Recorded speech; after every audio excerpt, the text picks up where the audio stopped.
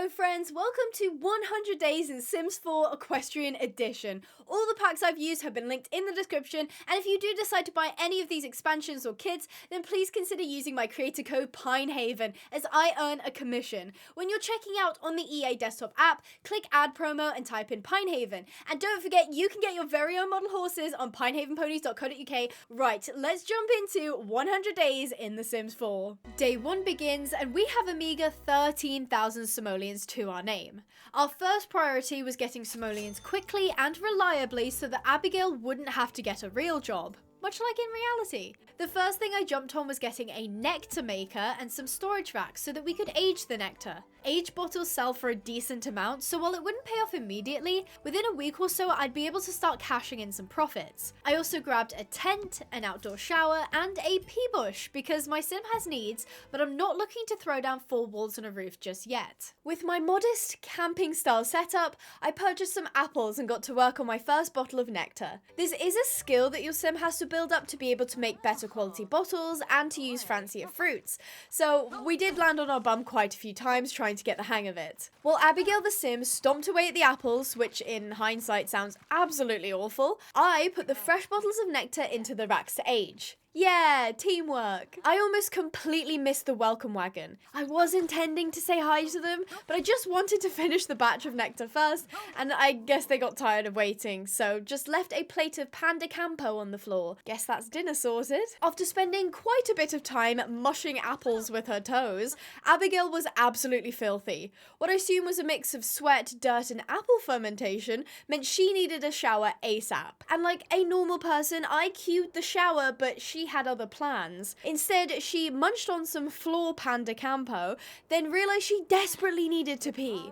After running over to the designated pea bush, checking no one was around, and then relieving herself, she finally got into the shower. When she was clean and relatively happy, we headed out to the local bar to meet some of the town. The only person there was a woman named Danny DeVilla, who I recognised from the welcome wagon that had shown up earlier. I assumed she was a little bit mad at us for not even saying hello, so I wanted to try and patch things up. Danny pulled this face when we walked over and got up, so I assumed she was going to leave after being disgusted by our presence. But no, she got up to make sure she sat in the chair next to us, which was surprisingly sweet. After briefly discussing basketballs and CDs, I prompted Abigail to tell a funny story, which had something to do with underwear, handcuffs, and a urinal. So whatever the story was, it was clearly hilarious. I slowly started chipping away at Danny's dislike of us, and eventually 2 more Sims joined our table chat. Abigail was getting a little bit peckish, and the bar didn't serve food, so she just devoured a bowl of crisps.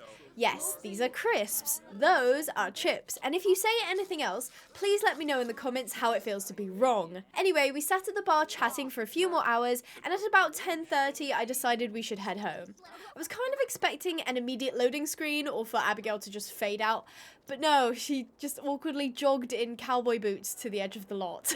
Once we were home, I slapped down a sink and a bin, Abigail ate some more panda campo that had been sitting out on the ground for hours, washed up and teleported into her tent for some sleep. Day 2, Abigail peed in a bush and then had a quick shower. She did decide to shower fully clothed, cowboy hat and all. Maybe it was a modesty thing, but it's not like there was anyone else nearby. Just some invisible, benevolent god peering through the shower screen. She scrubbed the nectar barrels so that we could jump straight into making some bottles.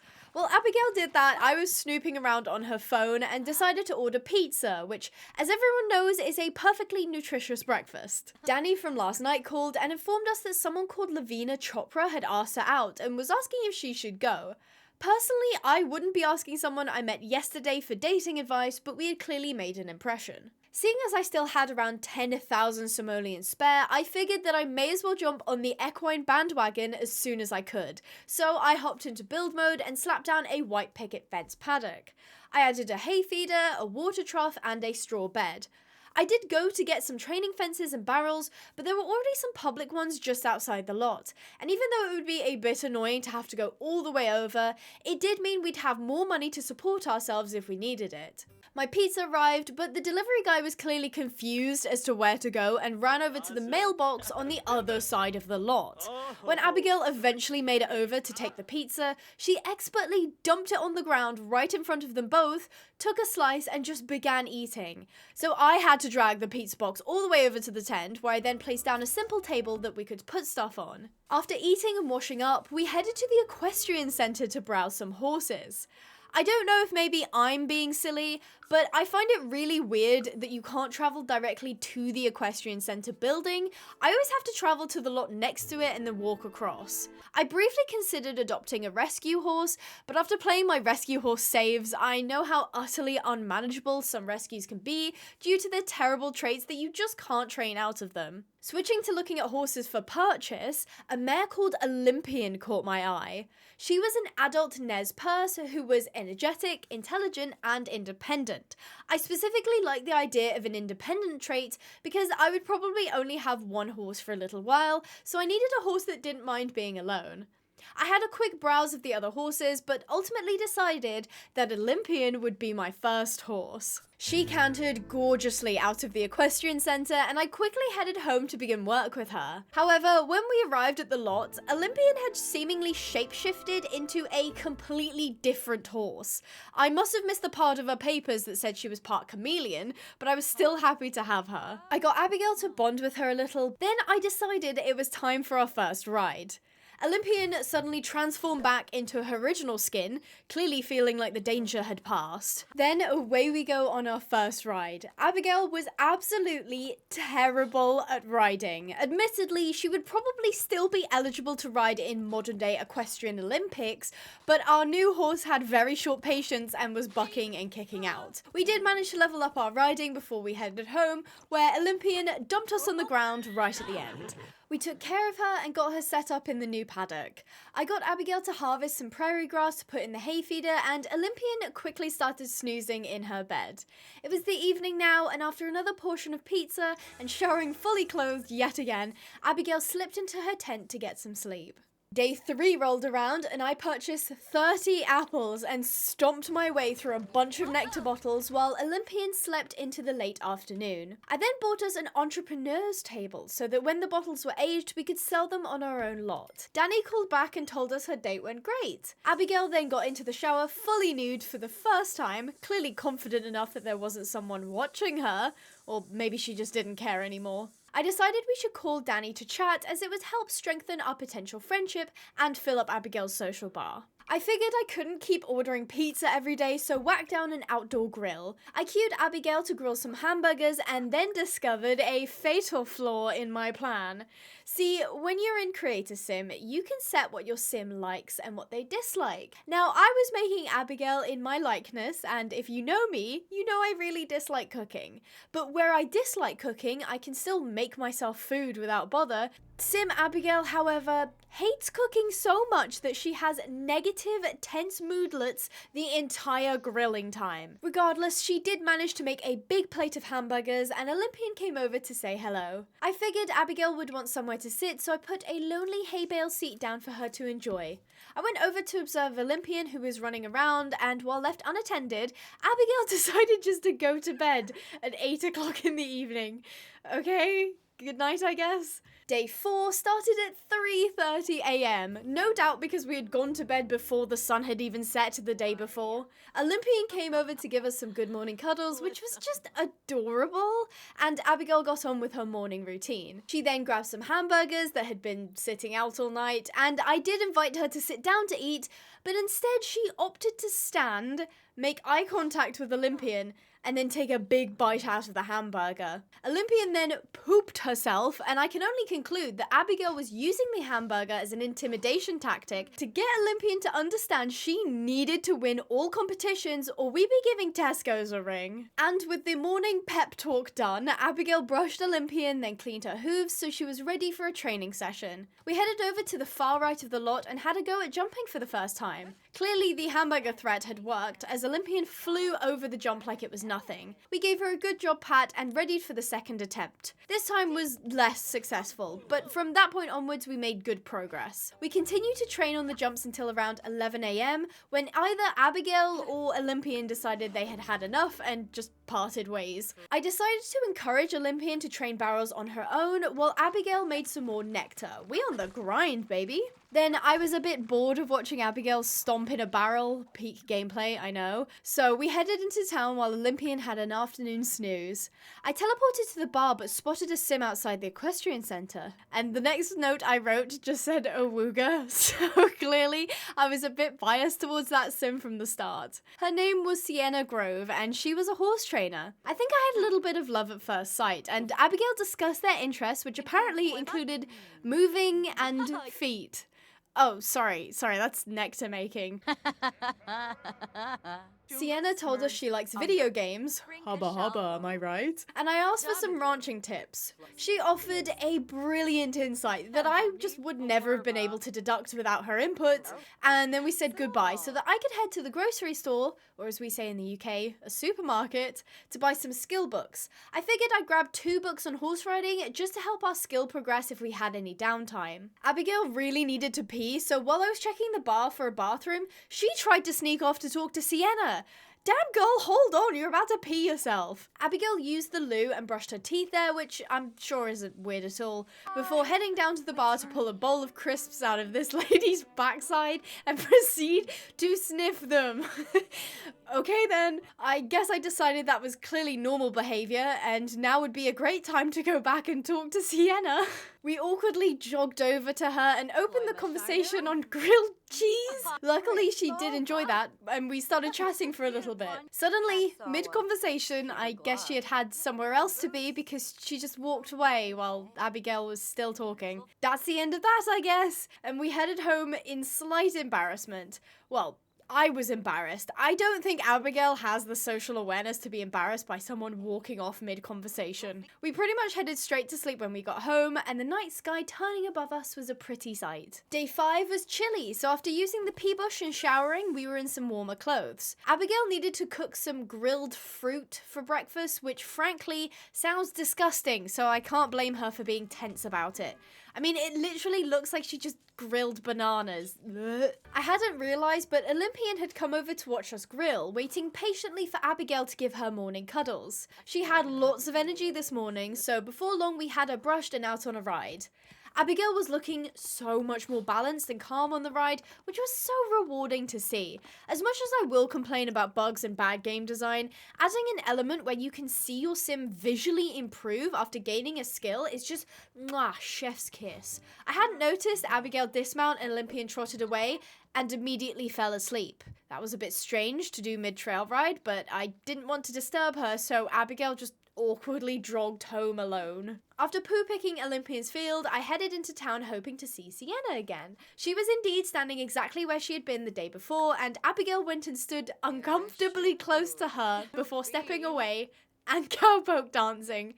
Yep, don't mind me, just a totally normal interaction happening here. I'm not sure what Sienna thought, but she went back to doing call-outs, and I realised she was probably at work, advertising her training services. Here I was, cowpoke dancing. Eventually, we did start engaging in conversation, but Abigail was talking about urinals, how marriage is a prison, and dinosaurs. Then told Sienna her favourite colour is pink. They then sort of awkwardly hugged, and Abigail was again standing all up in Sienna's personal space while talking. Unsurprisingly, Sienna chose to walk away mid-conversation again. Thing is, as awkward and disastrous as those series of interactions looked to us, Abigail and Sienna had done nothing but improve their relationship the entire time. Anyway, I wasn't going to question it because Abigail was about to pee herself again, so we had to use the bar's toilet like last time. See, if this was real life, they would have made us buy something from the bar before using the toilets, especially if we were repeat offenders. We headed home and Abigail went straight to bed, but Olympian clearly had the sleep schedule of a Valorant player, so was up and racing around barrels at 11 o'clock at night. Day 6, and Abigail was punished once again by having to make more grilled banana. She did her morning routine and cleaned up the paddock before grabbing Olympian and heading out for a late morning ride. This time, the ride was at a canter the whole way through, which was really helping to improve Abigail's riding and Olympian's endurance. Danny called while we were out and asked if she could come over, but I declined because I had too much to do today. We got home and did some shopping. Abigail cleaned the nectar maker while Olympian ran barrels solo. Danny called again, saying Lavina Chopra had asked her on another date. Now, personally, I think asking someone to hang out, getting declined, and calling again a few hours later telling them you got a date is kind of seeming like you want to make them jealous, but maybe that's just me. But as a good friend, I encouraged her to go for it. While Olympian started on jumps, Abigail called Sienna to chat. Then it was back to nectar making for her. After a hard day's work, I thought it would be quite a nice treat to get a piece of farmland so that we could get the gardening skill going. I splurged on 2 solar panels in an attempt to get the electricity bill down. Finally, I added a campfire and Abigail got to enjoy toasting marshmallows in the evening before heading to bed. Day 7 started bright and early at 4 a.m. We were now finishing off our first week and I was pretty happy with our progress. I almost condemned us to another morning of grilled fruit, but then went instead with franks and beans.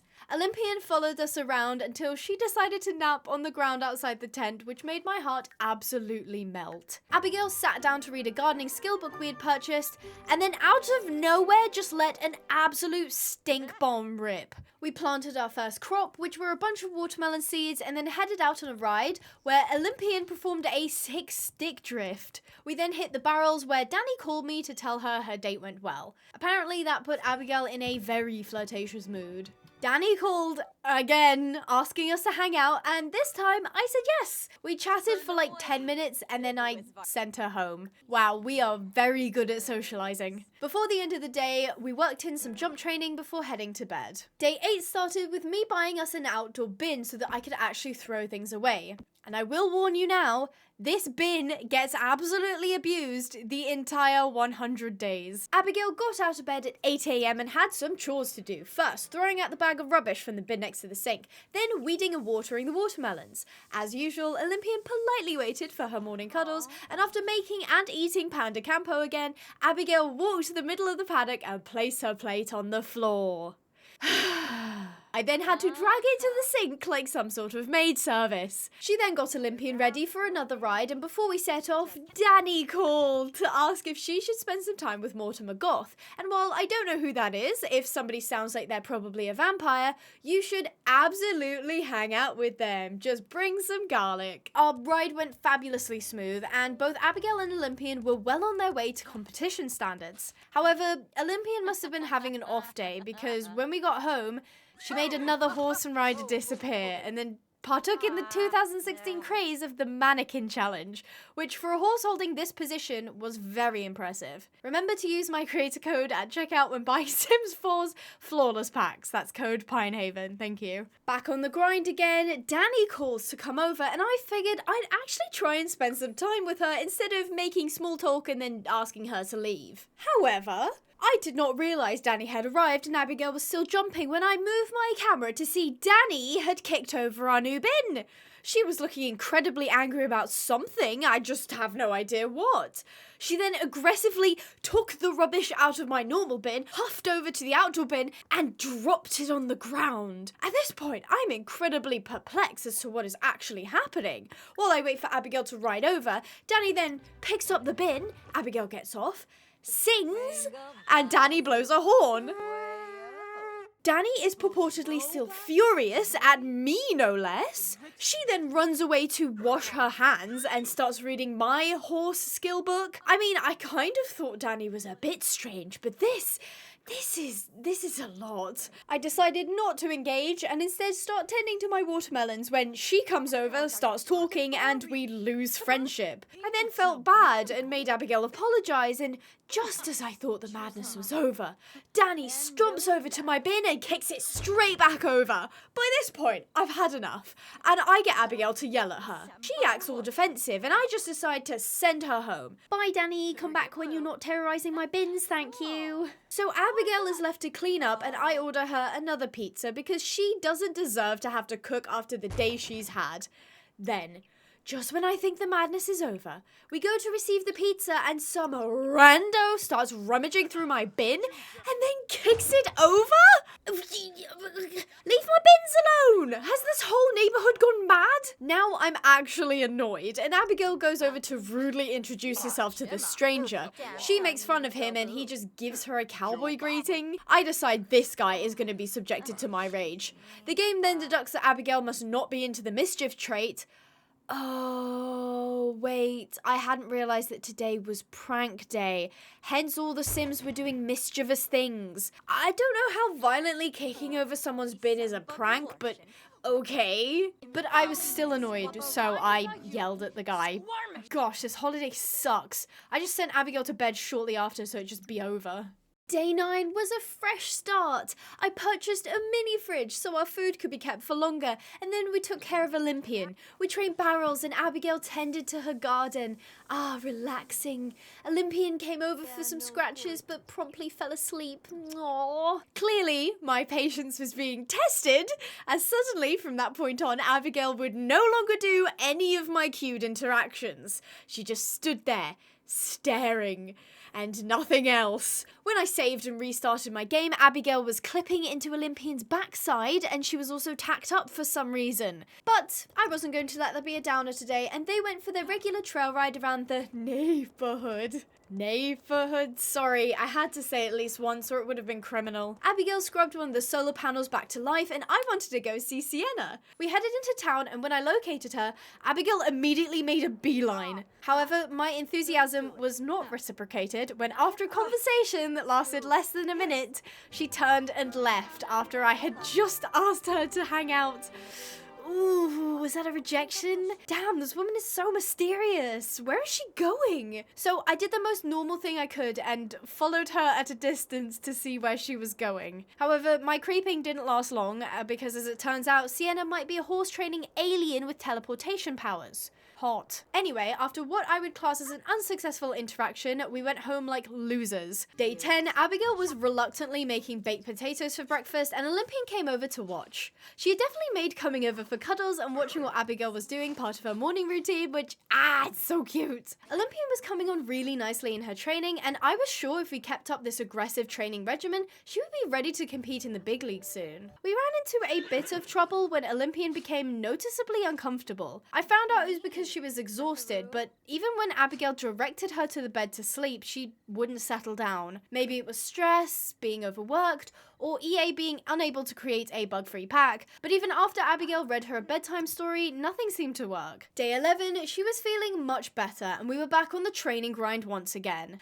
Olympian would get really sad and spooked if she knocked a pole down, which was so heartbreaking because clearly she was determined to be the champion we wanted her to be. After a full day of horsing around, sorry, I legally have to make that joke as a horse girl, we had a successful harvest of watermelons and headed to sleep. Day 12, after an unusual morning ride, we went to town where I set Olympian to train barrels and jumps outside the Equestrian Centre while Abigail went to speak to Sienna. After some small talk, Abigail gained the courage to ask if she was seeing someone. Somehow, the question contained horses, cupcakes, and Sienna, so honestly, I don't even want to know how she asked. Sienna told us she was single and promptly strode away. Love the confidence. Before she could get far, I got Abigail to try out a pickup line and cued asking about romantic interests. Standing socially distanced, Abigail got in a very flirty mood, and just as the conversation was getting on, Danny called. I hung up. Being the smooth mover that I am, I got Abigail to offer Sienna a rose, and she loved it, so I decided to be bold and confess our attraction. I assume it went well because she started looking all flirty, batting her eyelashes, and then she pulled a 180 and walked off again. Goodness gracious, this woman has us wrapped around her little finger. I found Olympian napping behind a knocked pole, so I set it up again and I was going to supervise training when Sienna herself cued an interaction with Abigail. She was at the front of the building, so she slowly strolled all the way around to the back where we were so that she could chat. Olympian helped set the mood by peeing right next to them, and just as I thought as Sienna was showing interest in Abigail, she walked away once again. God, talk about keeping me on my toes here. To help burn off some nervous energy, we ran barrels with Olympian, and I figured being off property would help her confidence, and the fact that she was at the Equestrian Centre would help her get familiar with the showgrounds when we competed. Finally, it was time to go home, and right before bed, Olympian demanded cuddles. And that was the end of day 13. No, never mind. Danny has invited herself over at 10 o'clock at night. I don't know if she was being extra clingy because I rejected her phone call earlier, but I only had one hay bale seat, so she just stood there talking about garbage, sunglasses, and underwear. She checked her phone, then walked off, thanking me for hanging out. What a strange woman. Day 14 was Love Day, or better known as Valentine's Day. And like a true bachelor, Abigail ate 2-day-old leftover baked potatoes and peed in a bush. And then it was off to the Equestrian Centre to see Sienna again. Despite her mixed signals, I thought today would be the perfect time to start romancing it up with her. Like yesterday, I set Olympian up to train at the back of the Equestrian Centre before going to locate Sienna. I found her lying down on the cobblestone in front of the building, just cloud gazing by herself. Danny called just as she got up. I felt a little bad for hanging up immediately, but Danny had asked if she could go on a date multiple times, so there was no way she was going to make a romantic move on Abigail. We started sharing some Love Day spirit, and I was hoping that might make her more receptive to my advances. To be fair, we went to see her at the Equestrian Centre almost every day, and yesterday we confessed our attraction to her, so if she wasn't interested on Love Day, I'd be giving up pursuit. Abigail gave her a rose, and we asked her on a date. I was worried she'd decline because she was at work, but it took me to the map selection to pick a date location. Wait, Pinehaven and friends? God, that's brutal. Immediately friend-zoned. There was nowhere particularly nice to go, so I just selected the Oak and Barrel Bar. As I was looking around for somewhere to sit, Sienna basically walked off and the date failed. At this point, I'm getting a little sad that she keeps leading me on, because she said yes to the date, turned up, and then didn't even give Abigail a chance to talk. Despite this, I was going to persevere. After some more chatting, I went in for the bold move of going in for a kiss. Our hats collided and Abigail had her first kiss. It was awkward and cute and made Sienna a bit flustered. Abigail was so elated, she broke out into song and serenaded Sienna. And like a true pair, Sienna just sang back. It was a very wholesome moment. As always, Sienna turned to walk away. I was close to letting her go, but decided at the last minute that no, I wouldn't let this chance pass us by. Finally asked, "Will you be my girlfriend?"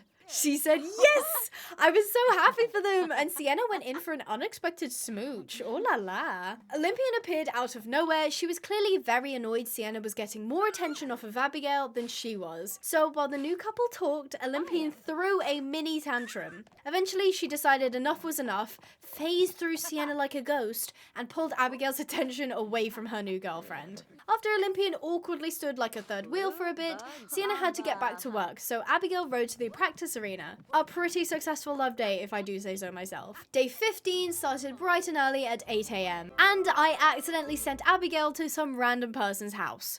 To be fair, how was I supposed to know it would do that? She said, "Come by whenever you like," and my options were okay, accept and select Sims to travel with, or cancel. I assumed choosing okay would mean I would go over later, but yeah, whatever, EA logic. I sort of felt weird trying to leave immediately, so I made some uncomfortable small talk before awkwardly jogging home.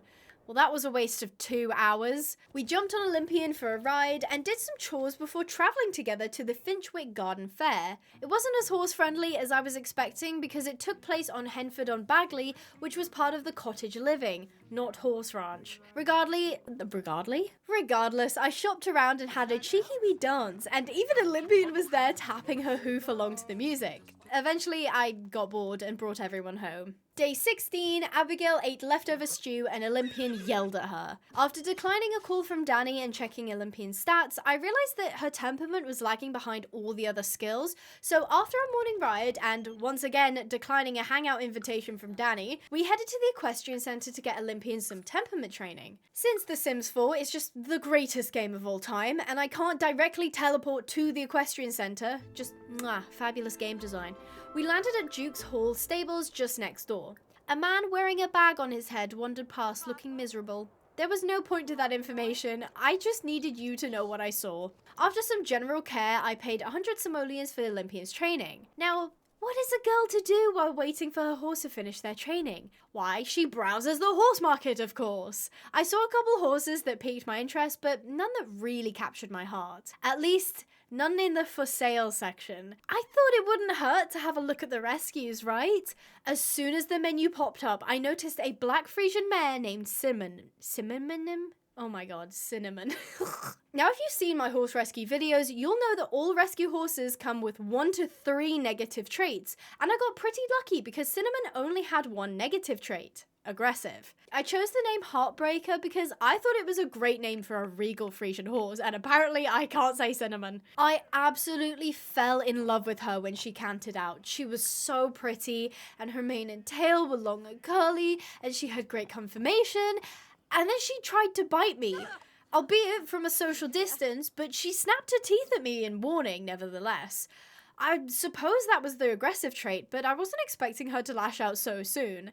But she was a rescue at the end of the day. Who knows what kind of place she was in before this? I quickly gave her a tack makeover because ew, and decided her colour would be pink. Sienna appeared behind us and Abigail gave her a peck on the cheek to say hello. They chatted for a bit before I turned my attention back to Heartbreaker. Olympian finished her training and reared at the sight of her new companion. Heartbreaker didn't seem too thrilled either. We went back home while Abigail ate leftovers, Olympian napped nearby, and Heartbreaker just watched. Then, as the sun was setting, Abigail bonded with her new horse before heading to bed. Day 17, Heartbreaker was fast asleep, and I don't blame her, as Abigail's day started at 5:30 a.m. Olympian was out playing with her ball, which was so fun to see. Look how cute she is. Then our newest addition came over to our wash area to snap at Abigail. But today was a big day for her and Olympian as they'd be entering their first competition together. We headed over to the Equestrian Centre, got her brushed and groomed before changing into our very fancy competition clothes. They mounted up, I entered them into the beginner barrel racing competition and off they went. And they just didn't come back. The competitions bugged and weren't registering for some reason, so I had to pull them out manually. Remember to use my code Pinehaven when purchasing DLC and stuff packs! Anyway, I realised I was at fault here because silly little me thought having the horse and rider be mounted was a perfectly reasonable thing when entering the Equestrian Centre, but EA thought it would be more immersive to walk into the competition separately. This time, it did work, and I waited with bated breath until the competition finished and our team placed 3rd? Wait, really? Even though Abigail was level 9 in horse riding when the requirement was level 3, Olympian had level 8 in both agility and endurance when the minimum was 3 and 2 respectively. This was pretty much when I started realizing that the competition placings were frustratingly random, because who doesn't love training skills only for competitions to be randomized?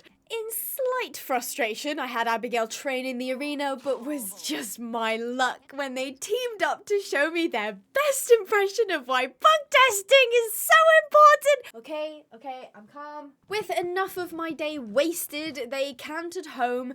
Both horses got brushed and cared for, and after the evening chores were finished, Abigail climbed into her tent exhausted. Day 18, Olympian was the one snoozing in the early morning this time, while Abigail got Heartbreaker ready for her first ride. I had given her some time to get used to the new environment, and while I admit it's not exactly a glamorous ranch just yet, it had everything we needed to get by. Heartbreaker did look darling in her pink saddle pad, and the pair took a leisurely trot around the neighbourhood.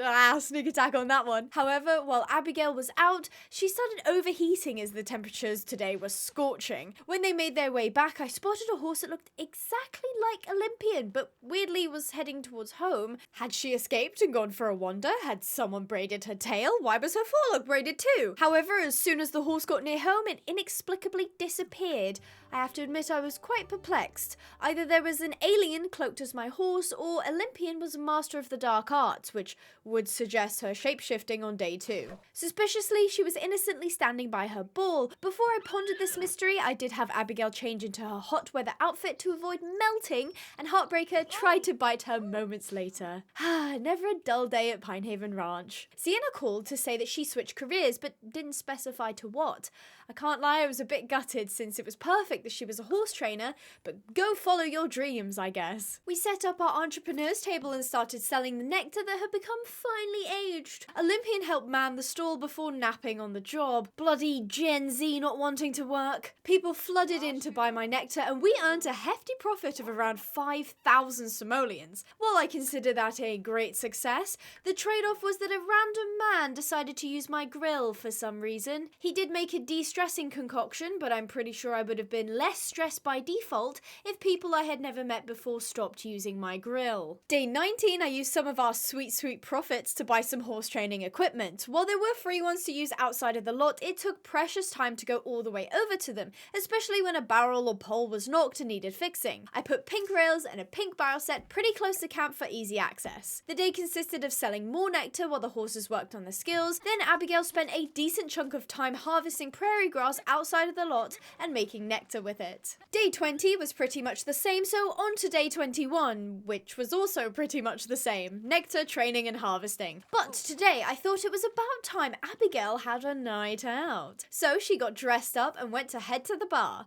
I was really disappointed when I realised Sienna was not available to come. That also made me realise we hadn't seen our girlfriend since day 16. I assumed she had to be up early tomorrow for her work, whatever that was now, but would it kill her to call once in a while? Anyway, I decided Danny would be adequate company, and we hadn't seen her in a few days either, although Abigail had been dodging her calls. Either way, this would be a great girls' night out for them both. This time we went to a little nightclub on the outskirts of town called the Rusty Horseshoe. Tonight there was free food and drink, so I ordered apple nectar for them both. Danny looked amazing. Her outfit was very flattering on her. In true Danny fashion, she left Abigail at the bar to go and use the grill outside. To lure her back inside, I ordered another round of drinks for the group, and Abigail switched seats. Finally, the pair were together, chatting and having a great time. They then hit the dance floor, and I couldn't help laughing at how ridiculous Abigail looked cowpoke dancing in her dress.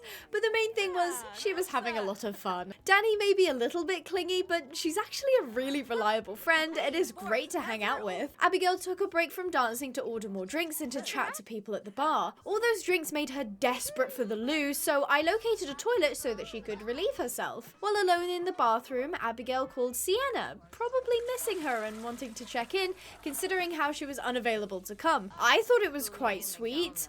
However, Sienna was much less receptive and answered the phone with, "What? I'm sleeping. Call later." Admittedly, I had forgotten how late it was, but goodness, that felt a little bit cold. It made me feel a little bit sad for Abigail, and come to think of it, Sienna had never called her, never asked her on a date, and never came to visit. I mean, heck, Danny gave us more attention than Sienna did. But I didn't want one bad phone call to ruin a great evening, so I got Abigail to march out of the bathroom and get a consolation hug from Danny. She really was a great friend. Unfortunately, she decided to head home, but Abigail stuck around for a little bit to talk to Juniper, who is a neighbour of ours. They had a lovely chat, and about 12 AM, Abigail started walking home. She was exhausted, but happy. Day 22, I was up early picking up horse poo while Abigail slept in. Olympian and Heartbreaker were not seeming to get on very well, and I was sure it was because Heartbreaker was aggressive. Abigail got up at 8 AM, not fully rested, but enough to get on with her day. The morning was, like most others, full of chores for her to get on with. While she was pottering around in the farmland patch, Danny called asking to come over. I figured she'd been so good to us recently, it was only fair we put in the effort to maintain the friendship too.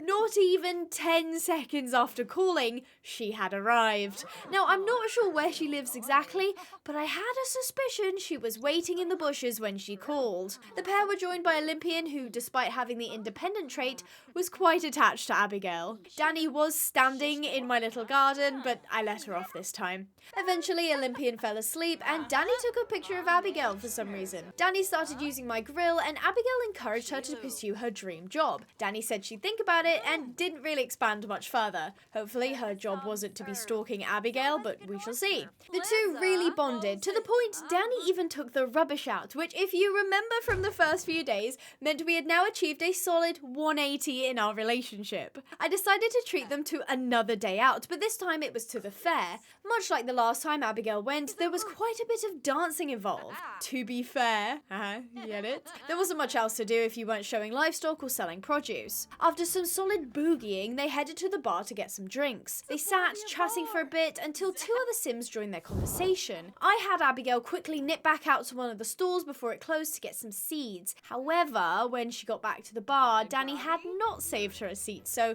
she awkwardly had to sit at a table away from everyone, trying to participate in a conversation with them. When it was clear to me that nobody else was going to move, I sent Abigail home in an attempt to preserve her self-confidence. Apart from that small hitch right at the end, it was a pretty good outing. Day 23 started at 2 in the morning when it began raining.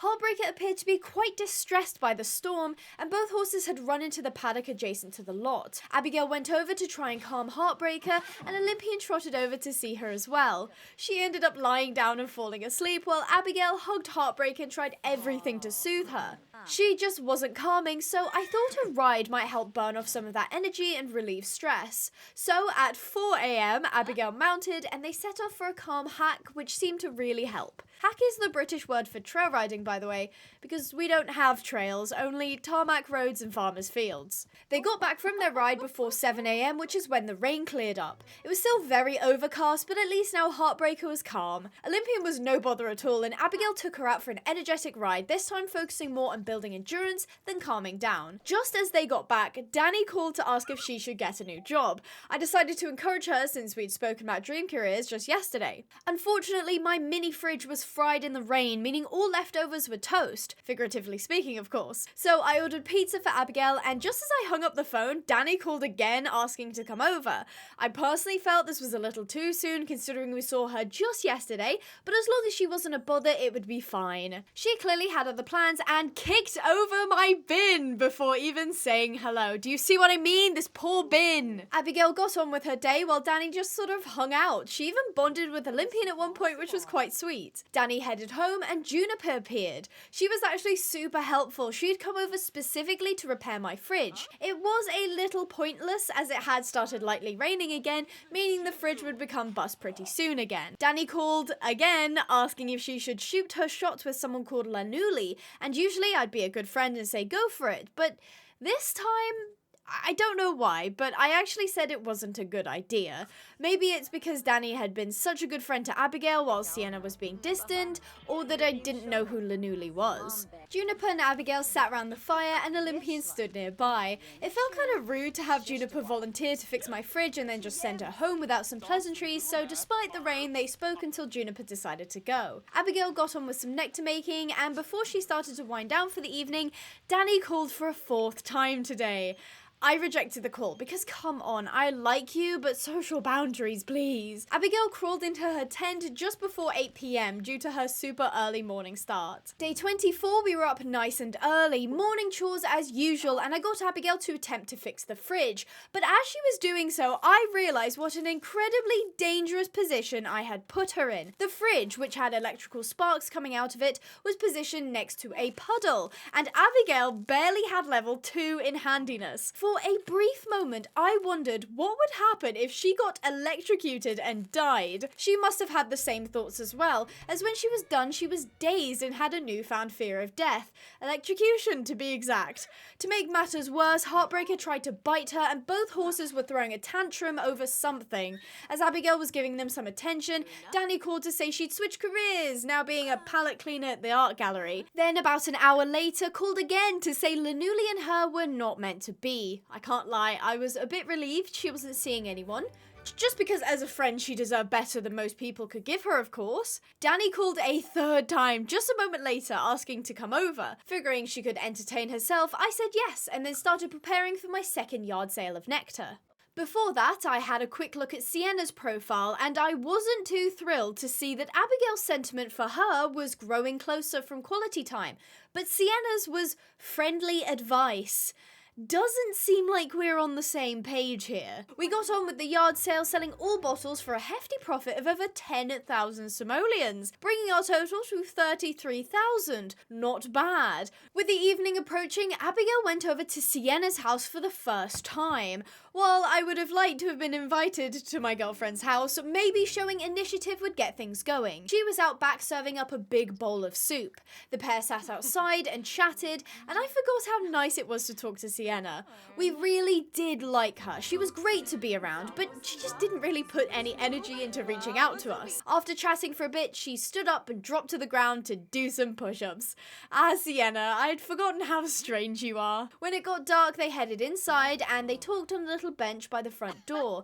It was going really well until her horse Flapjack let himself into the house and demanded her attention. I took that as my cue to leave, and Sienna kissed Abigail goodbye before she headed home, exhausted again. Day 25, a quarter of the way through, started at 6 a.m, and as usual, Danny called while we were out, but this time, she explained she had a dream about us. First, she apologized for calling out of the blue, because I guess the other 32 times were not out of the blue.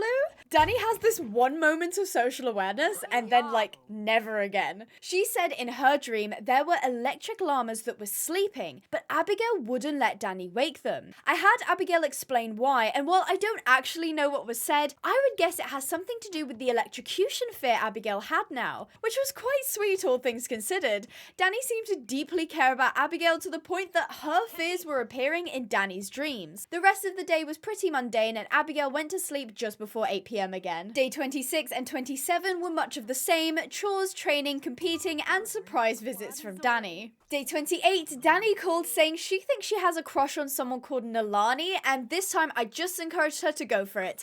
I think I felt a little more secure in Abigail's relationship with Sienna, so the thought of Danny going out with someone else didn't bother me as much as it had done the last time. She called again, but I can forgive her this time since she was inviting me to her house for her birthday. I forgot to get her a gift, but made sure to give her lots of love and attention today. They also officially became best friends. The party was a bit lame though, as she spent the majority of the time on her computer, while her roommate spoke to the only other guest. I did have a snoop around her house, and it was actually quite nice. Danny and Abigail got some alone time to talk, and they were having a great time until Danny pulled out an iPad the size of a small TV and started drawing on it.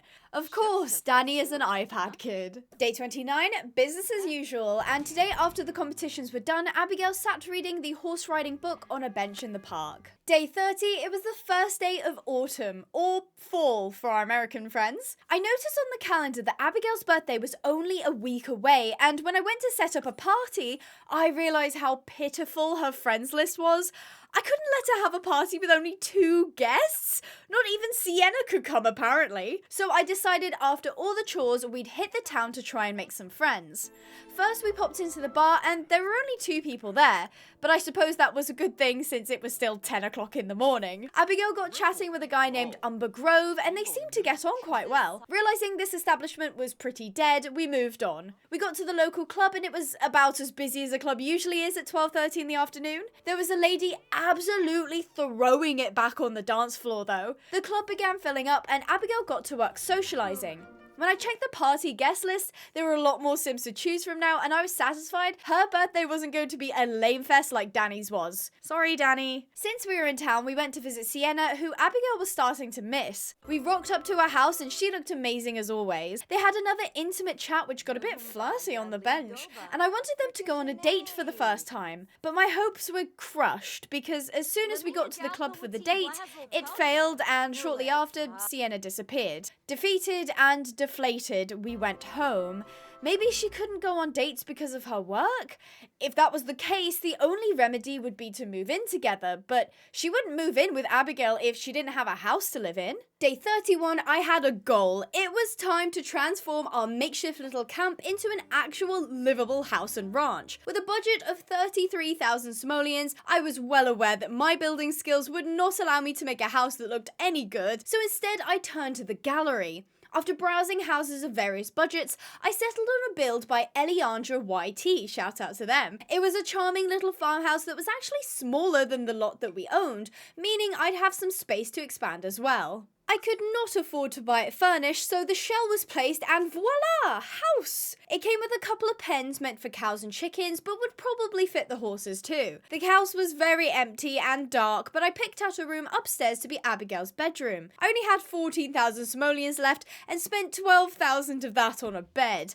That might seem like a reckless decision, but a good bed would allow Abigail to get better quality sleep, raising her energy quicker.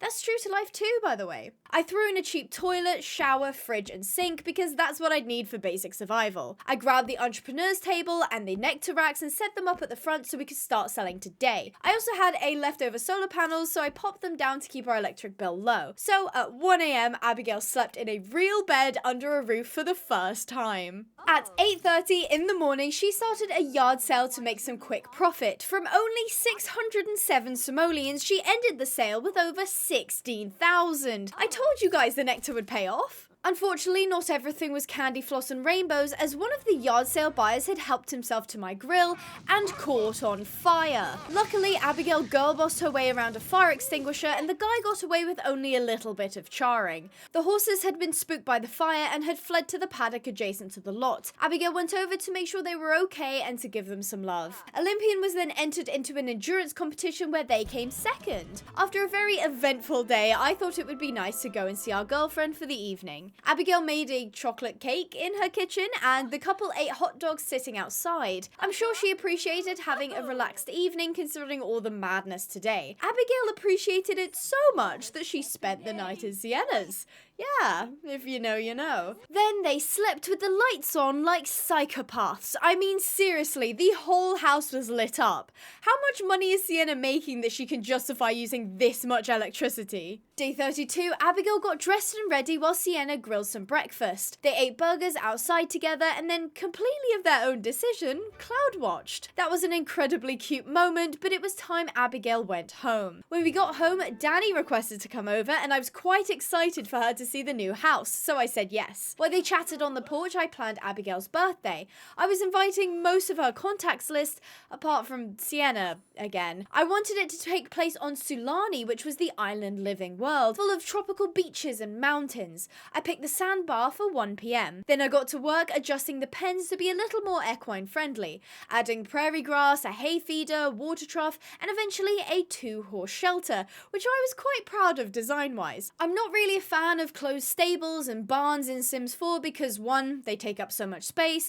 and 2, they aren't really functional, as the horses have so many needs you just have to micromanage it in a closed stable. Plus, the Sims get janky when horses have to navigate smaller spaces. Day 33 wasn't very riveting, so day 34 was a nice slap in the face by reality. I'd been playing for a few hours and at this point, everything was going well until my game crashed and I realized I hadn't saved since day 31. Yay! Let's do this again. Day 34. Abigail was up and awake before the horses, tending to the little farmland patch we had set up. I added more solar panels, but this time to the roof, as you didn't actually have to maintain those. Abigail cleaned the horses' beds and took Olympian out on a show jumping competition, which they won.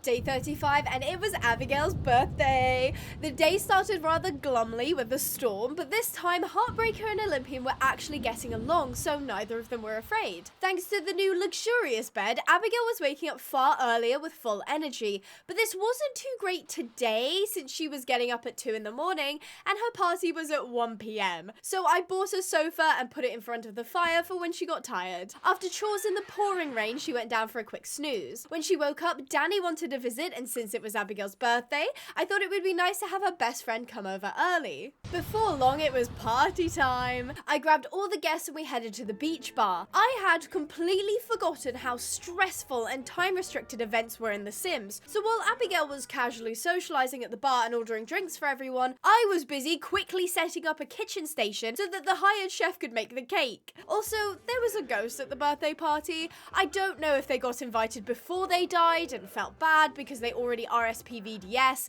but hey, the more the merrier. Once the cake was done, I tried to get everyone to gather round for the candles, but Abigail blew them out by herself. off, which, yeah, fine, you go independent queen. This means she was no longer a young adult, but an adult. I managed to get most people to grab a slice of cake, and Abigail sat inside watching people play darts, while Danny sat outside watching Abigail eat cake. Eventually, the timer went out, and I vowed never to do an objective-based event again. As a player, I did not get to enjoy any of that. I was too busy trying to make sure the goals were getting completed. As people started leaving, Abigail caught Danny and gave her a big hug.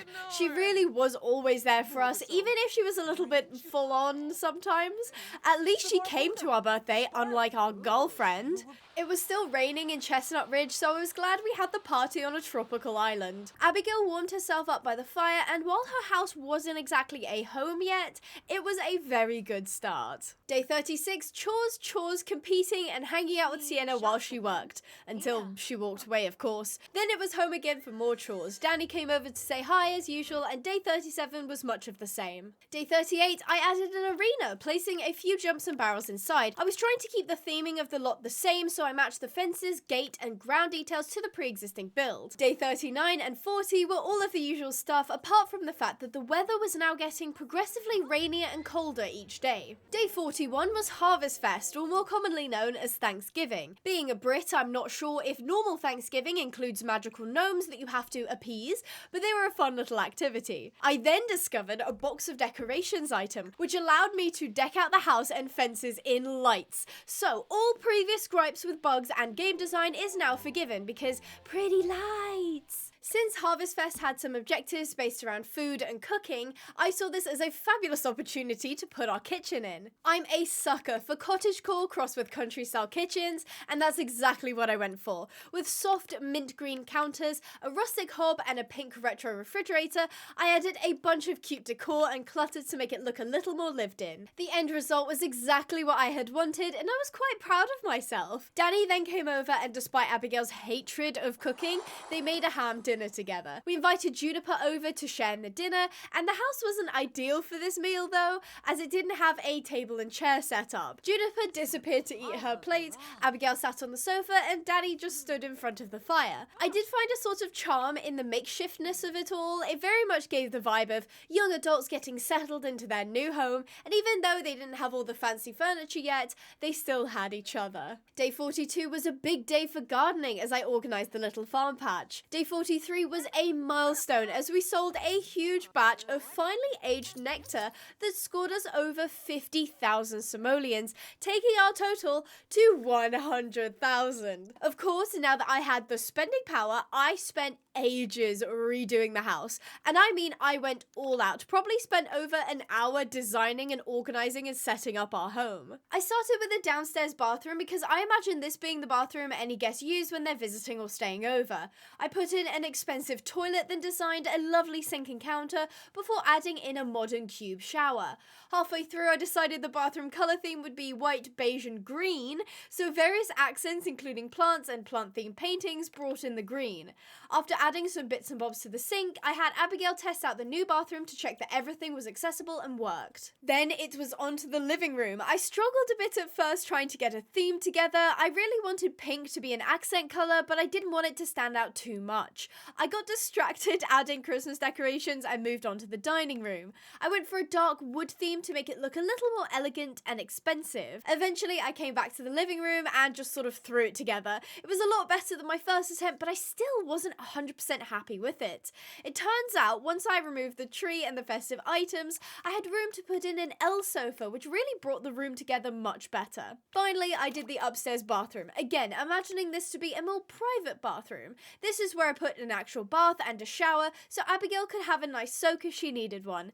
The theme of this bathroom was more pink, white and green, so I did loads of plants and accessories to reflect that. At this point, I was pretty burnt out from doing so much decorating, so I got Abigail to craft a wooden horse, partly because it would improve her handiness skill, but mostly because I wanted a wooden horse. Not bad for a first attempt. Abigail then had dinner by the fire, and I was so incredibly proud of how the house was coming along. Day 44 brought on the first day of winter, and with it, a blizzard. The house was cozy and warm, however, and I could not be more grateful that we weren't stuck outside in a tent for this kind of weather. Plus, the house was looking so gorgeous, so I thoroughly enjoyed setting Abigail up doing her Monday mundane tasks. Unfortunately, her and Olympian still had to head into town to compete, so they couldn't completely escape the snow. Whilst I was waiting for them to finish, I started thinking about how I'd like another horse, preferably a stallion, so that I could breed one of my two mares. But with this kind of weather, it would be nightmarish to train in unless... No way, right? I can't possibly make an indoor arena, right? Well, you don't know until you try, so I set out to use a big chunk of land in the corner of the lot to make an indoor arena. I really wasn't sure if this was going to work at all, but I started off with a small rectangle, then selected the highest walls, and then added a bunch of windows. I set the floor as sand, and while I couldn't actually fit a jump in, it would actually work. So I hugely extended the building and then painstakingly hand-placed all the windows. They didn't fit properly, but I placed a few obstacles inside just to check that I could. And voila! I slapped on a roof and placed in some light sources, then a fireplace because it looked cozy. I had Abigail come inside just to test the place out, and Heartbreaker actually cantered in of her own free will, probably to get away from the cold. I had her test out a jump and it worked perfectly, so by this point I was in love with the idea. But something felt a bit off, and I realised the windows were just too much. Floor-to-ceiling glass around horses is never a good idea. I utilised the panelling wallpaper and placed slightly shorter windows above the paneling so it looked very true to life, like those arenas that are really fancy and have half wood, half glass walls. You know the ones. It took a bit of fiddling, but once all the windows were in and the roof was on, the obstacles were set up, I had a fully furnished indoor arena. Very, very pleased with myself. Obviously, we still have loads of days to go, but if you play The Sims 4, hopefully you'll have used my creator code when checking out these packs. You can get the finished lot for yourself on the gallery. Just search Pinehaven 100 days and it should pop up. By this point, I had caught the building bug as I set out to add one more thing to the lot.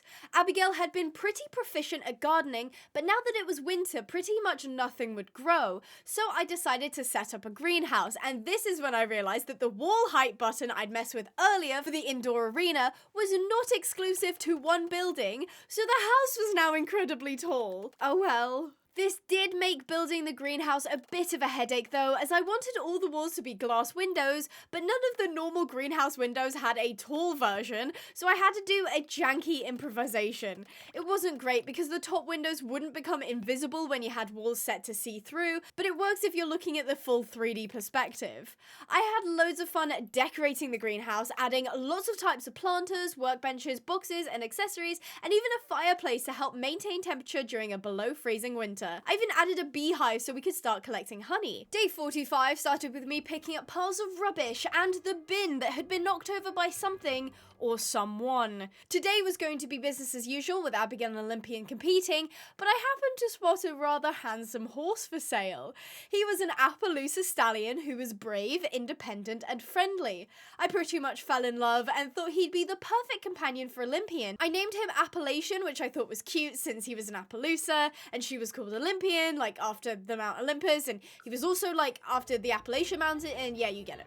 After a freezing cold meeting, I quickly edited his tack, putting him in a stunning green set. He was such a handsome lad. I was so happy I picked him up. We all headed home and I got Abigail to bond with the new stallion in the comfort of the indoor arena, away from the snow blustering outside. Once they were somewhat comfortable with each other, they put the indoor to good use by working in some light training. The frosted glass was so gorgeous in the background. I've actually taken a few photos from this save and posted them on my Instagram. I'm at Abigail Pinehaven, and you should consider giving me a follow if you like horse game content. Day 46, I awoke to a fire. At first I couldn't locate it, thinking it may have been in the indoor arena, but then I checked downstairs and it turned out my Alexa was on fire. Abigail was so slow to react that the table and sofa ended up charring before she eventually called the fire brigade and they extinguished the flames. Well, that's a positive start to the day. I'd learnt my lesson though and moved the furniture slightly further away from the fireplace. I decided we needed to make a shed to make, store and sell the nectar, as I couldn't have Abigail stomping around barefoot in the snow. The theme of the shed was very rustic, but I wanted it to be a little bit more open, having the front be completely wallless and the sides being only half walls. I can imagine it would still be incredibly cold, but at least you'd be sheltered. I placed in all the any pre-existing equipment we had for nectar making and then shopped around for some rustic themed furniture. I wanted it to be functional and aesthetic, so I added some tables, chairs, a fireplace, and a bench to bring everything together. The result was a compact, cozy, and rustic nectar making shed. Abigail put the new building to good use by making lots and lots and lots of nectar that would age over the winter. Day 47 was training with Appellation, as I had decided I would breed him and Olympian, but only when they both had the Grand Champion trait. To get that, you needed to have placed in every single competition and won the Ultimate Horse Championship that only ran on Saturdays. Olympian had already completed all competitions by this point, so now I was just waiting for Saturday to roll around. Appellation, however, had some catching up to do. Later in the day, Danny and Juniper visited, and Danny helped repair my wind turbines. To be fair, neither woman actually hung out with Abigail. They just went into the indoor arena and pet the horses, which, let's be so real, if given the chance, we'd all be doing the same. Day 48 started as the days usually do, but took a grim turn when, during a yard sale of nectar, one of the customers had helped himself to my grill and, of course, set himself on fire. This scared the horses away, and Abigail and a few other customers went over to yell, until suddenly, the man collapsed and died. This was when the fireman turned up. Along with them came the Grim Reaper. So while he was tapping on his calculator, instead of putting out the fire, the firemen were busy mourning the loss of this random guy. So the fire raged on and nobody was putting it out. I genuinely thought my whole house was going to catch fire despite the snow.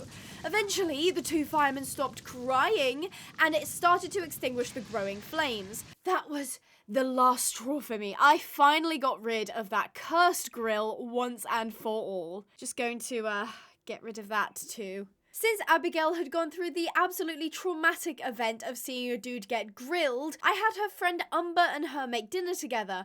Umber was a cook, so I thought it would make the task a little easier on Abigail, but he just stood there talking to her with a lump of clay in his hands. Day 49 was thankfully far less crazy and included a bubble bath for Abigail since she was sad, because everybody knows to cure sadness, there is a bubble bath. Day 50! Halfway through the challenge, it was also coincidentally a Saturday, which meant we could enter the Grand Championship. Olympian was thoroughly groomed and loved on before the event, and Abigail gave her a quick pep talk to make her feel confident. With everything in place, I entered them into the Ultimate Horse Championship. I waited with bated breath for them to return, and of course, Danny calls midway through talking about some crush. Suddenly, a victory screen popped up, and I was shocked that they had secured first place on their very first try. Netting us 6,000 simoleons, I could not have been more proud of Olympian. She and Abigail had worked so hard for this achievement, and it had all paid off. Now to get Appellation up to speed, training continued. I didn't have any other plans for the day until I read about the Festival of Snow, which sounded like a really lovely event. So Abigail and her best friend Danny headed up to Mount Komorebi from the Snowy Escapes pack. Remember to use my code Pinehaven at checkout if you enjoyed this video. Please, this video is taking me 6 months to make. Spare me a penny, stranger. We were teleported to where I thought the festival was, which was some sort of spa retreat.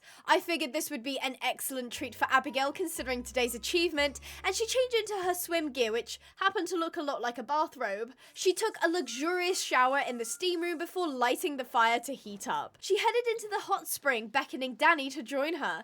They then sat awkwardly, shoulder to shoulder, having a conversation while staring straight ahead. Two girls sitting in a hot tub, way too close because they're probably gay. After completing social interaction like totally normal human beings, this was when I realized the festival was actually halfway up the street and not at the spa.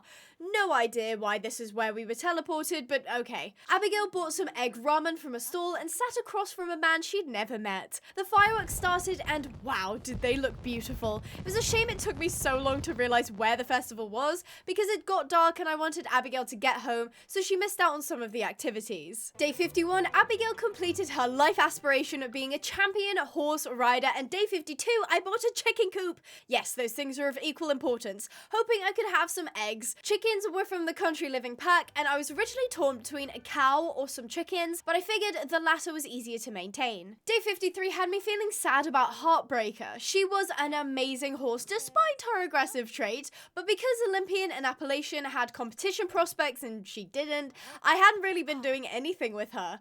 I decided I'd work more with her come the springtime. Day 54 was Christmas Day, or Winterfest in the game. First thing I did was put up the holiday decorations, and our little ranch looked so festive. The horses were hanging out in the outdoor arena, and Abigail called Danny over to hang out. I then suddenly realized we hadn't seen or spoken to our girlfriend Sienna in 18 days. I was absolutely shocked. Surely it's not really working if Abigail has to be the one to put in all the effort, and when she stops going out of her way to see Sienna, neither of them have any contact. That made me a little bit mad, but today wasn't about Sienna, or the fact that she wouldn't even come over for Christmas. It was about friendship and gifts and food, and Danny, of course. Abigail gave her a gift like a little cutie, and she was thrilled with it. They then cooked a grand dinner of ham together, and Abigail actually looked like she was having fun cooking for once. Danny was busy prepping the meat, and Abigail was making some sort of sauce. Soon everything was in the oven, and the two were getting into the holiday spirit. When the dinner was cooked, they saved it on the counter for later while Abigail got on with some chores and Danny stuck around to help. Everything was going swimmingly for Christmas Day. That was until Nancy Landgrab called saying they'd turn off the power in 48 hours, asking if we were prepared. Having never heard of this and not knowing how we should have prepared, Abigail answered quizzically, apparently that was the wrong choice, as Nancy responded, it was too bad and they were shutting off our power right now. The utter cheek! Cutting people's power on Christmas Day. Capitalism, am I right? But luckily, neither girls were particularly worried as they busied themselves with building snowman and making snow angels together. In the evening, they dined on the ham dinner they had made previously, clearly having a great time. We almost missed Santa Claus, sorry, Father Winter, but I managed to catch him before he walked off. He gave us a gift and I wanted to be cute, so I had Abigail give him one too. Even Appalachian briefly came over to say hi. Abigail and Danny then headed inside to open gift together by the light of the fire. As if by Christmas miracle, when they were done, the power came back on. Father Winter disappeared up the chimney and Danny went home, and I would class that as a marvellous Winterfest. Day 55 was bright and frosty. Abigail was pottering around in the greenhouse when she received a call that rocked her world. Danny, her best friend, was asking her out on a date. I was taken aback. Danny was the closest person to Abigail. She called almost every day, visited often, and was always there for her. But Danny was also constantly calling about going on dates with other people she claimed to have crushes on. Was Abigail just this passing fancy then, or was Danny trying to make her jealous all this time in an attempt to make her see that she wanted to be with her? I had so many questions, but I knew I couldn't say yes to Danny, not while Sienna and Abigail were technically still dating. That would be unfair on Sienna, even if she seemingly didn't care about the relationship or put any effort into seeing Abigail. I politely declined, damaging Danny's ego and Abigail's relationship to her, but it was the right thing to do. I decided once the ranch was taken care of, we'd go and see Sienna to try and talk things out. I looked for her in front of the Equestrian Center, but she wasn't working today. That did make me a little bit annoyed because Sienna was literally off work today. She could have called, she could have invited Abigail over, but didn't. So we marched over to her house and Abigail knocked on the door. She was out the back with Flapjack and just called us inside. They started chatting at first, making small talk because I can imagine Abigail was a little nervous to bring up the topic of their relationship and Sienna's lack of effort. As per usual, she walked away mid-conversation, and just as she did, Danny called, confessing her crush on Abigail. I honestly could not have timed that event even if I tried. While Sienna was being flippant and dismissive, clearly lost in her own world, Danny had called us and blurted her heart out on about how she knew we were friends, but she really liked Abigail and wanted to go on a date. My heart sank when I realized that because we still hadn't spoken to Sienna, we had to reject Danny or it would force us on a date. We were still dating Sienna, so I reluctantly said we should just be friends, dealing a lethal blow to Danny and Abigail's relationship for the second time today. Enough was enough. So Abigail sat on the little bench in Sienna's lounge that had fondly been a landmark in their relationship. She tried explaining to Sienna that she wasn't feeling appreciated and that she was the one putting in all the effort to see her.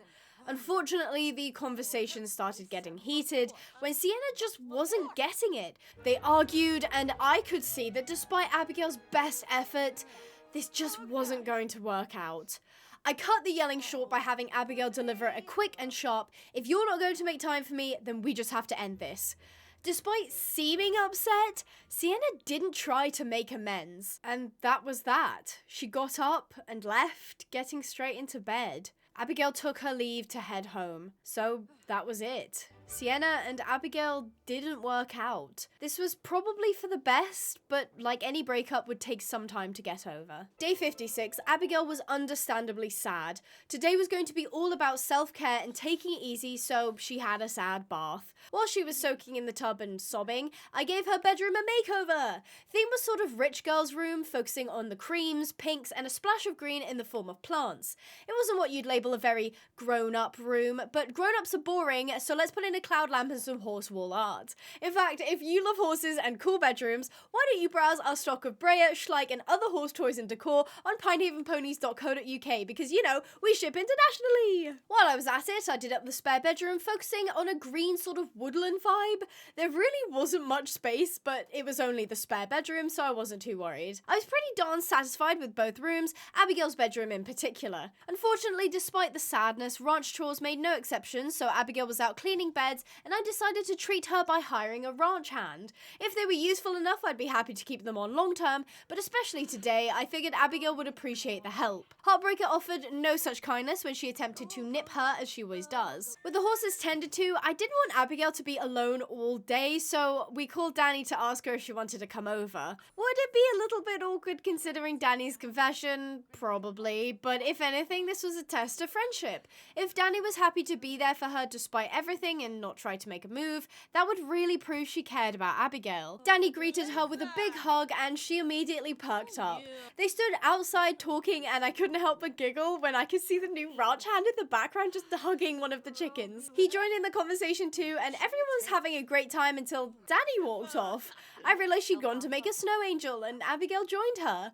The two girls looked like they were having a really special moment just being silly in the snow. Umber had invited himself over and was fixing one of my wind turbines. Danny unfortunately had to leave not long after, so we invited in Umber for a chat. The pair sat on Abigail's bed having a heart-to-heart about life. They did a bit of cooking together before Umber had to go, and as a final treat I had Abigail go to a fire festival to try and take her mind off things. It was a fun little event which consisted of looking at a map, talking to a green squishy mascot, and dancing around a big bonfire. Abigail tried her luck with fire dancing, and for a split second I wondered if she'd completely catch fire, but luckily she did not combust. Too much. Day 57 was New Year's Day. I desperately wanted to throw a party for the occasion, so I got Abigail to do her normal morning ride with Appalachian while I deconstructed the outdoor arena in favour for a second paddock. There really wasn't enough space for 3 horses in the one we already had, and considering Heartbreaker's antisocial tendencies, I'm sure she would appreciate a field to herself. I also added a bar to the house but struggled to get it to fit anywhere, so I ended up temporarily rearranging the living room to accommodate it. Abigail must have built a snowman when I was busy getting on with tasks because I cackled so hard at this lumpy little grandma snowman. It's so cute. Danny was the first to arrive at the party, then it was Father Winter who was on my contact list for some reason. It's probably because I made the effort to give him a gift on Christmas, so there you go. Maybe Santa wants to be given presents too. As everyone was arriving, I had the chef make some food for everyone to enjoy. While I was keeping an eye on the guests, I guess Abigail was just absolutely engrossed in talking with Danny because neither of them had come inside yet. Abigail tried to get the vibe going by dancing, but it resulted in her being the only person in the room doing so, making it look very awkward. That was until Danny joined in and the two of them were just in their own world. It was sort of endearing. I called everyone to the meal that the chef made and I love seeing everyone grab a plate and start eating and talking together. Abigail may not have many friends, but the ones she did have were good to her. With everyone having eaten and clearly feeling energized, people started hitting the dance floor. Even Father Winter was getting down. Then, suddenly, in the chaos of partying and dancing, Abigail stole a kiss from Danny. I suppose I should have seen it coming, and I was happy for her that she managed to move on and potentially find love again. To be fair, if I was going to pick anyone, it would be Danny. The countdown was on for New Year's, and boom! 1 year in The Sims 4 had passed. One pack I can highly recommend is the Seasons pack. It's pretty bug-free and adds such big quality of life systems into the game. Remember to use my While the party was officially over, the hired help went home. Abigail, Danny, Father Winter and Umber sat chatting by the fire. Then Father Christmas took his leave, and after some time, so did Umber. And it was just Abigail and Danny. There was no awkwardness, or maybe there was, but the two had known each other so long that they just embraced all the quirks that came with one another. Danny did have to go, but before she did, they shared a rather saucy kiss. Day 58 marked the start of spring. The snow was now gone, replaced with lush green grass that I had come to miss. I cleaned up the house, putting all the furniture back the way it was and washed up all the plates that were left out while Abigail was still asleep. With it now being spring, there was lots of gardening work to do as we were no longer restricted to the greenhouse for growing. I caught Abigail in quite an unfortunate freeze frame, and I could not tell you how or why she was standing like that, but I'm going to assume that the ranch hand was just as uncomfortable as I was. Danny invited us over to see her new cat, and I mean, who turns down the opportunity to see a kitty? Literally no one, that's who. While Abigail and Danny were talking, Abigail's phone rang and it was Danny asking to hang out. Okay, girl, that's like a new level of clingy. She was literally standing right in front of you. Abigail was so excited to see the cat that she phased through a wall before cuddling up with the orange purring furball. Danny was playing on the computer outside, so once Abigail had her fill of cuddling with a feline, she headed home. Hey, if you like cats or dogs, there's a Sims 4 pack that you can leave them alone. Please use my code of Pinehaven to check out. Anyway, Abigail went to the market to pick up some more seeds before getting down and dirty in the mud to plant them. It did start raining, so I moved Abigail into the greenhouse for a more comfortable experience. Day 59, I kept my promise, and after competing with Appellation, gave Heartbreaker some much-deserved attention and work. Day 60, I continued this work with Heartbreaker because she tried to bite me like 4 times today. No. Bad horsey. Day 61, Danny called while Abigail was stomping Nectar, asking if she wanted to go on a date. This time, there was no complication, no stressful relationship, and no awkwardness to get in the way, so the answer was a very excited yes. The date took place in Rattlesnake Juice Bar, so they travelled to Oasis Springs. The date started with the most awkward hug I've ever seen in my life. Because Danny was up on the pavement and Abigail was in the road for some reason, there was some serious height difference, which resulted in a face full of boob for Abigail. I laughed so hard. What an amazing start to a first date. They headed inside and the place was very empty. They sat at this cute little 2-person table, and I realised how completely lackluster base game bars are, because you can't order food to the table, you can't order drinks to the table, you basically can't do anything but talk to the person you're with, which kinda sucks. That didn't stop Abigail and Danny though. They moved to the bar where they chatted, drank, and Abigail even gave Danny a gift. The date then timed out and it was a great success. Danny headed home and Abigail stuck around for a bit just to socialise. That would have been a fab ending to the day, but at 12:30 in the night, Danny showed up at the front door. She didn't knock, didn't come in or call, just stood there, playing with some clay. Okay, girl, listen, your obsession with Abigail is cute during the day, but this is too much. Anyway, on day 62, despite Danny's slight red flag of turning up in the middle of the night, she came over and Abigail plucked up the courage to ask her to be her girlfriend. Can you imagine what her power move it would have been if Danny just said no?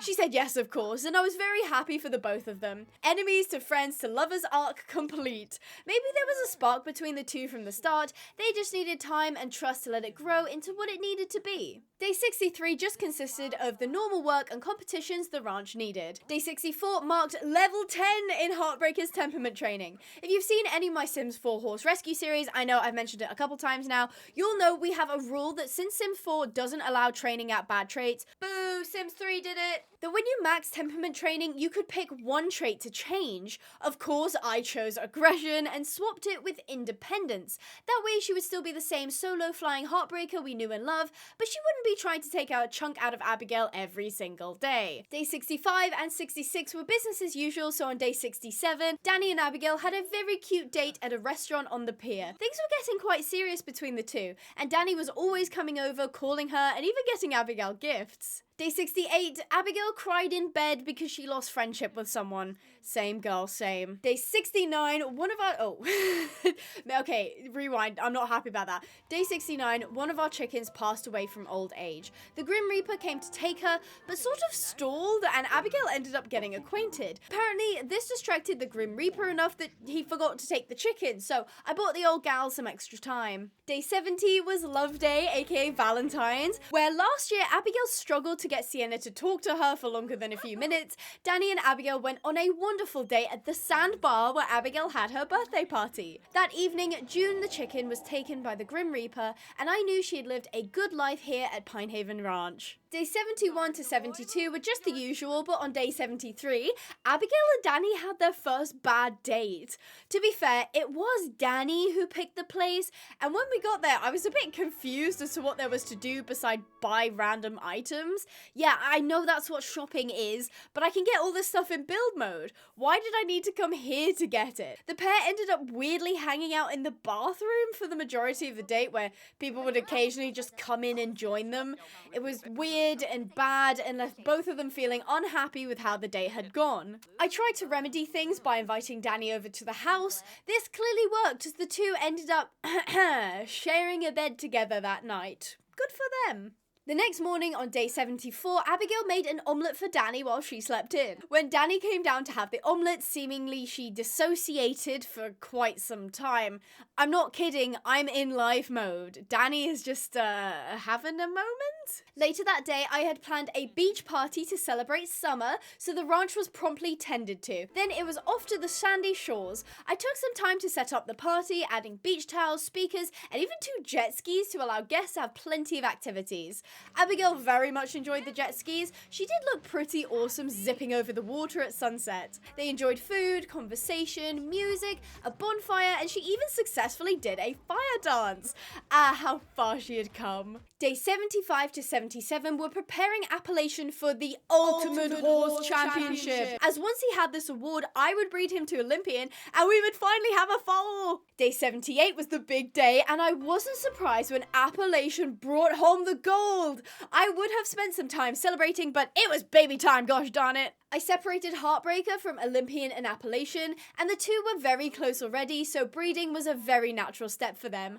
After some love hearts, I left them in the paddock together, while Abigail and Heartbreaker spent some quality time together. I couldn't believe I'd have 4 horses. It's crazy to think back when all we had was a tent and a pea bush. Day 79 was a really lovely day, as Abigail played in the pond in the morning and rode horses all day. Olympian was already quite far along in the pregnancy. I could tell by her slightly rounder stomach. Once the horses were cared for and Heartbreaker had been ridden, Abigail went down for a quick nap because I figured there was a chance Olympian would foal tonight. Day 80 started at 3 a.m. when Olympian started showing signs of birth. Abigail rushed out to the paddock and made sure Heartbreaker and Appalachian couldn't come in and stress Olympian out. Abigail stayed with her, trying to soothe her through the process of her first foal. Then suddenly, the birth was over and the baby was here. It was a little colt, and I thought about it for a while before naming him Kingston. He was an exact copy of his dad, but if you know me, this wouldn't do. Since the Sims 4 foals can only be 2 co-options, the mothers or the fathers,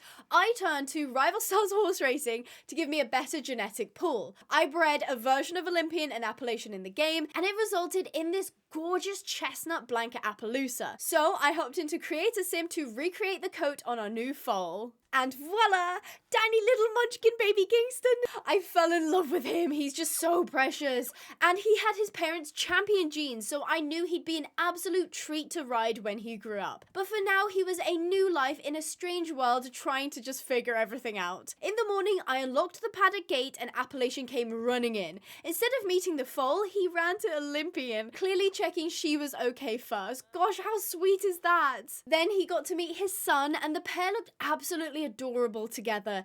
Kingston was very well-mannered as he was mellow, independent, intelligent, and curious. Literally could not have asked for a better set of traits. Dani called as she usually did and asked to come over, and I was genuinely really excited for her to meet Kingston. Dani, Abigail, and Kingston hung out before he wobbled his way around the paddock, cuddling up to his mum before wobbling back over to the hay net and munching on some hay for the first time. Then, after this very exciting first day in the world, he fell asleep in the shelter, dreaming for the first time. Ah, that's so cute, I'm gonna throw up! Day 81 started before the sunrise as Abigail was mucking out the beds and Kingston had his breakfast provided by Mum.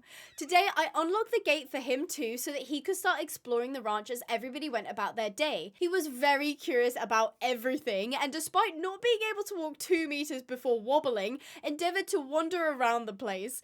Then Heartbreaker came over and for a moment I was worried she wouldn't like him. But Kingston was just as charming as his dad and the two had a very sweet moment. Then a quick snack break before freezing, staring into the camera like this was The Office. He then teleported and I remembered Olympian also had supernatural inclinations, so clearly it runs in the family. After another exciting day of meeting Heartbreaker, wobbling around and sniffing everything, Kingston was all tuckered out. Day 82, I tweaked the season cycles to just 8 days so we'd end on spring 1st, which gave us the chance to experience all the remaining seasons in full. Dani came over to cook, Abigail bonded a lot with Kingston, and then went on an awkward date with Dani where they sat at opposite ends of the bar with 2 strangers between them. Day 83, Kingston was up early showing us that now he knew how to run. He was such a fast little guy. It gave me so much pride knowing that because we put in the time to train up his parents, we gave him the best stats and skills that we could. That day we spent a lot of time bonding with him and he suddenly reached temperament level 10, shocking me at his ability to learn. Day 84, I spent the majority of the day just watching Kingston do stuff. I was so curious to see what he got up to, and it mostly involved following people around, socializing, nursing, and awkwardly galloping places. He was such a cute little guy. After a lovely evening ride with Heartbreaker, things got a bit strange around the ranch. Juniper invited herself over, apparently bringing a teen called Olive with her. Because Abigail got up so early now, she went to bed before 10, and I expected the, guests to see themselves out, but no, Juniper and the ranch hand just hung out without her. While I wasn't looking, Olive kicked my bins over and please, for the love of God, leave my bins alone. Haven't they suffered enough? The three of them just started talking about my horses, and if that wasn't weird enough, Olive invited herself into the house. She quite literally climbed the ladder upstairs, walked into Abigail's bedroom where she was sleeping, mind you, grabbed a book off the shelf and started reading it. At this point, I'm a little bit concerned for Abigail's safety, so I choose to set a hard boundary and had her yell at Olive to leave. Then she just didn't. Abigail almost had a punch-up with this teen because she wouldn't leave. This neighborhood is so strange. Day 85, despite the disrupted sleep the night before, I had some big plans. After the horses were sorted, I invited Dani on a date, but it was at the beach in Sulani. What was supposed to be a very romantic and important date began with me finding 2 sets of conjoined cursed seagulls on the sand. I mean, look at them. They look like Lara Croft in the PS1 games. Ew. Anywho, the seagulls flew away and I was ready to enact my plan. I had Dani and Abigail take a leisurely swim across the teal water, except while Dani swam, Abigail faffed around with getting in a boat and sailing it all of 5 meters. Okay, I guess that's fine. Anyway, Abigail and Dani were now on a secluded beach at sunset with only 15 days left. I had wanted to do this for a while, but after some heartfelt, deep conversation with Dani, Abigail got down on one knee and asked if Dani would be her wife. Oh, I'm actually tearing up. Oh my goodness. Dani gave an immediate yes, and just like that, the two were engaged. Wow, what a relationship journey we witnessed, from enemies to friends to best friends to lovers. And in true Dani and Abigail fashion, they ended the date by making sandcastles together. Day 86, Kingston started his morning with an awkward runaround. Despite him only being about 10 days old, I sent Abigail out to buy an age-up treat from the shop so that tomorrow we could have Kingston become an adult. He had pretty much done everything a foal can do, so it would soon be time for him to take the next step in life. Speaking of taking the next step in life, there was someone Abigail had to go see. She knocked at the familiar barn doors of her old flame Sienna. When she saw Abigail come in, she sat dutifully on the little bench just like they always had. It was time to make amends. Abigail was getting married, and even though she was sure Sienna wouldn't come, she wanted to speak to her one more time just to lay everything to rest. They have had a very productive conversation, and while it went well, Sienna hadn't changed a bit and walked off mid-conversation for the last time. Abigail took her leave, satisfied that that chapter of her life was now closed.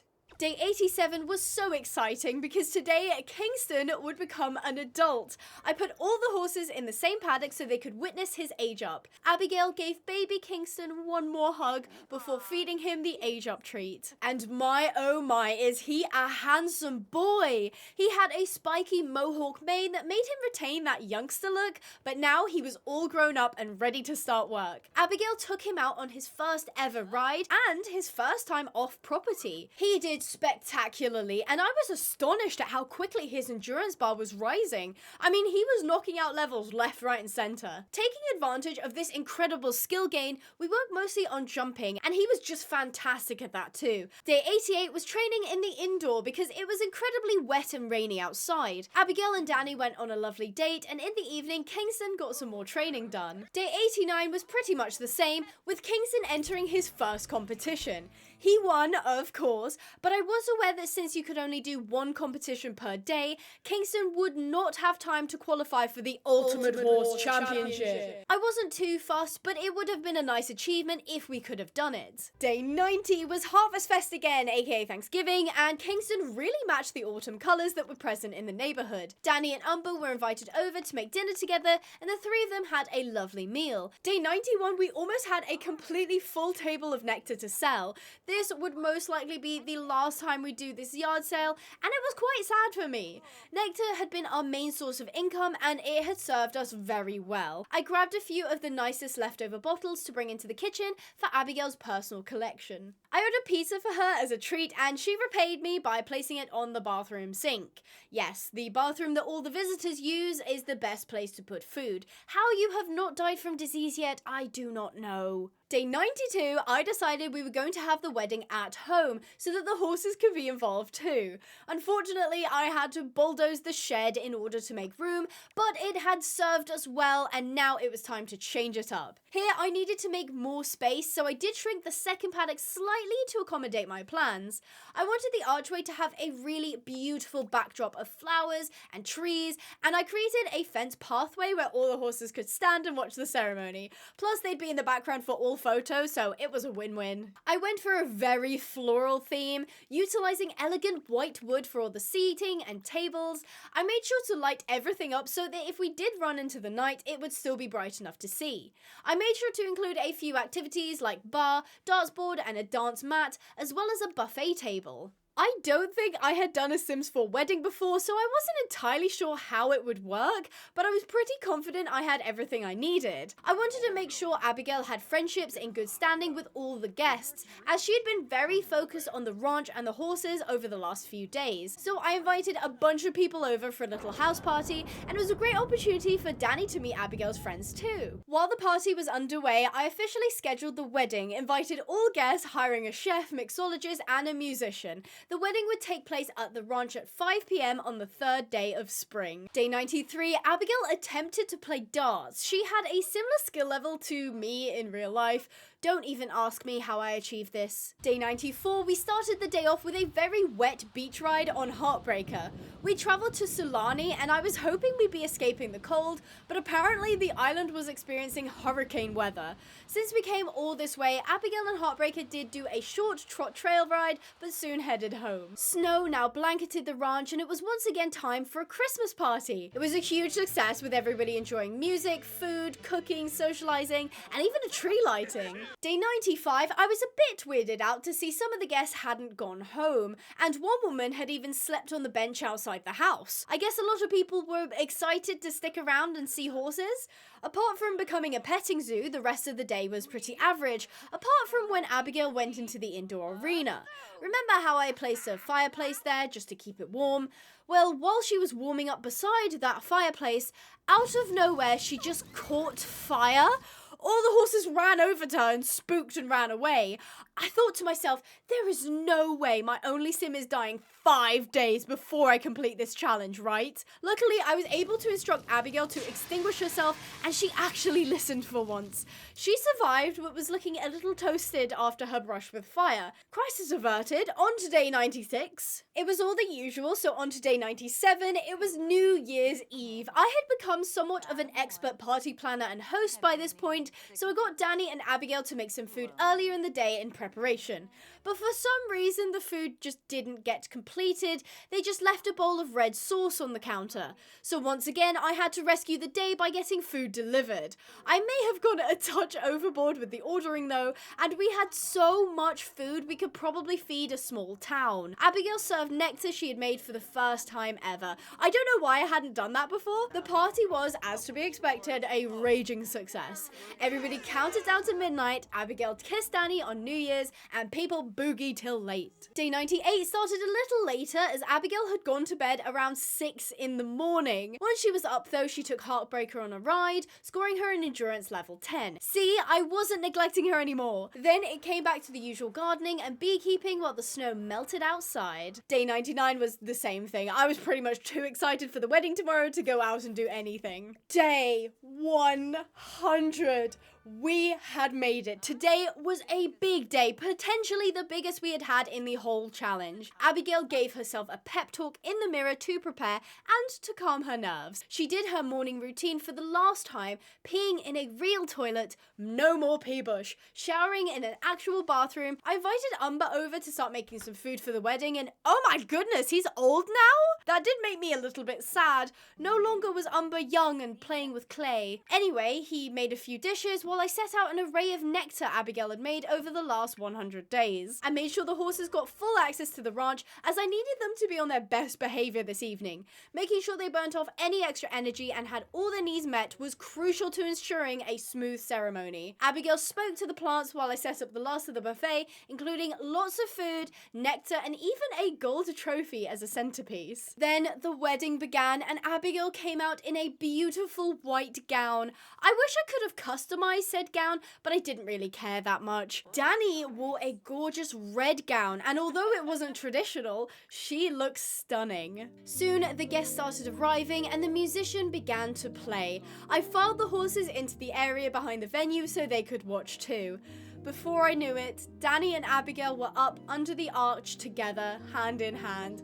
From bin kicker to wife, Danny was the one for Abigail. They said their vows and a ring was placed on Danny's hand. And just like that, Abigail was now married. I was so happy for them both, and the horses had gotten to watch the whole thing. The reception started and the guests enjoyed an amazing night of dancing, darts, drinks, and food. Not bad for a first-time wedding planner. The final thing I had to do was invite Danny into our household permanently. The horses were happy, I was happy, and most importantly, Abigail and Danny were happy. And that, my friends, concludes 100 Days in Sims 4 Equestrian Edition.